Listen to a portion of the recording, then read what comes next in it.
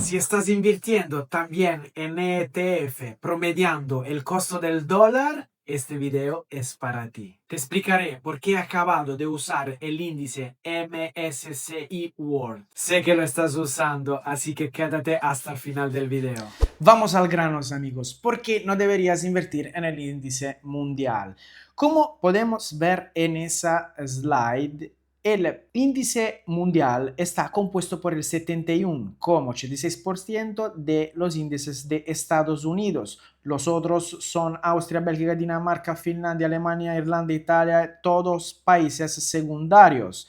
Y solo alrededor del 28% es compuesto, el índice mundial es compuesto de esos países. Aquí podemos ver el peso por país.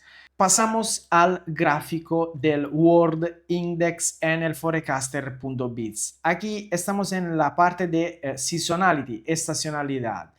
Tenemos en el forecaster la estacionalidad desde 3 del año pasado hasta los 30 años, la que es la estacionalidad de cómo los precios se comportaron mediamente, en este caso de los 30 años o de las otras estacionalidades. Podemos ver que en el World Index tenemos un patrón alcista desde el 1 de enero hasta el 31 de diciembre. Y lo que podemos notar en esos 30 años por el 73,3% tuvimos una posiciones de long, de largo, tuvimos un rendimiento del 7,7%, un rendimiento promedio del 7,7%. ¿Eso qué quiere decir? Que nos puede rendir mediamente el 7,7% entre los años que estuve en una posición larga de long y posiciones cortas de short. Aquí tenemos el análisis año por año de cómo el precio se movió y los rendimientos que tuvimos. Entonces recordamos esa cifra, el 7,7%. En los años que estuvo de largo el rendimiento promedio fue del 16,7%, pero lo que nos interesa es el rendimiento promedio de los 30 años, es del 7,7%. ¿Por qué ese número es importante? Porque si vamos a hacer la misma cosa en el SP500 y le ponemos una estacionalidad de 30 años, cómo se portó el precio mediamente en esos 30 años, y vamos a ver el rendimiento promedio, en los 30 años mediamente el rendimiento fue del 10,4%, casi el 3% más.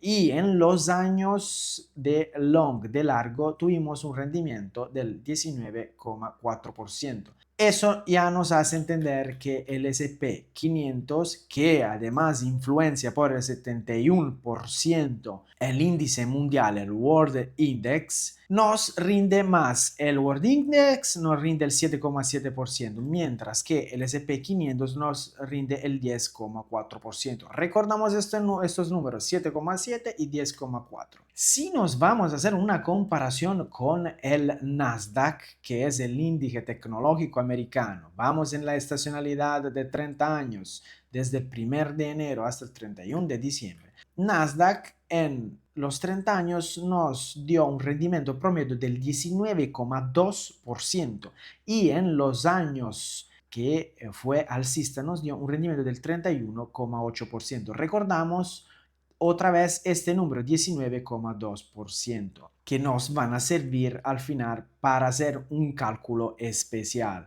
Entonces, vamos a ver ahora la composición del SP500, porque muchas personas piensan que el SP500 sea muy influenciado del factor tecnológico.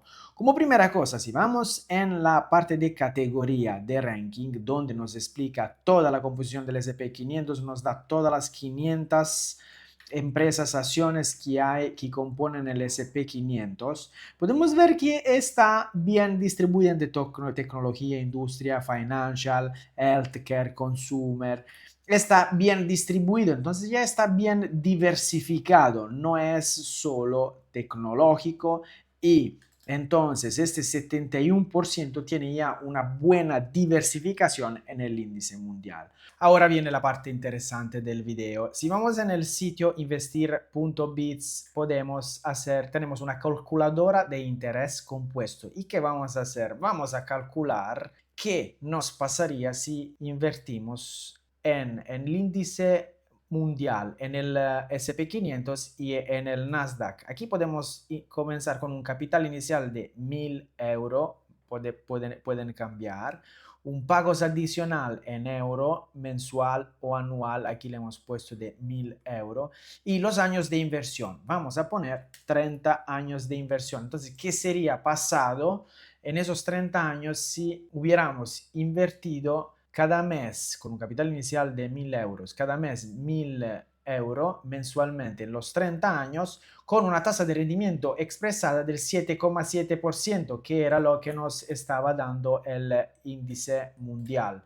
Entonces vamos a tener al final de la temporada 572.179 euros. Ahora vamos a ver si nos hubiéramos invertido en el SP500 con un retorno promedio del 10,4%, lo vamos a poner aquí, 10,4%, y vamos a ver la diferencia. Serían ya 2.485.112 euros, muchísimo más, casi la quinta parte.